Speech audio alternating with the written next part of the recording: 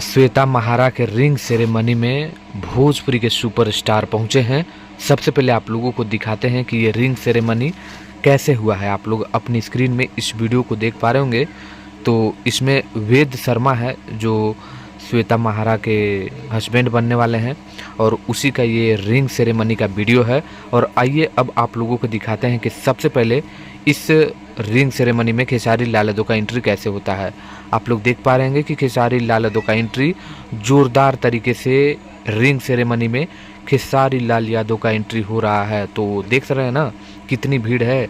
वहीं अब पवन सिंह को ले चलते हैं तो देखिए पवन सिंह का भी एंट्री होता है और यहाँ पर भी बाउंसर के साथ पवन सिंह एंट्री करते हुए दिखाई दे रहे हैं।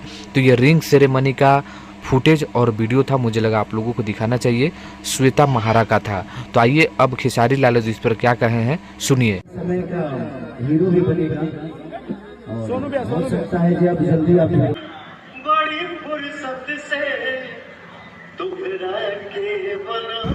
तो जी हाँ दोस्तों, आप लोगों ने देखा भोजपुरी के पावर स्टार पवन सिंह का जलवा। दोस्तों आप सभी को बता दूं, भोजपुरी एक्ट्रेस श्वेता महारा का कल एंगेजमेंट था। एंगेजमेंट में भोजपुरी के पावर स्टार पवन सिंह का शेर की तरह एंट्री हुआ, जो कि आप लोग देख सकते हैं। 10 बाउंसर के साथ पवन सिंह का एंट्री हुआ। और आप सभी को बता दूं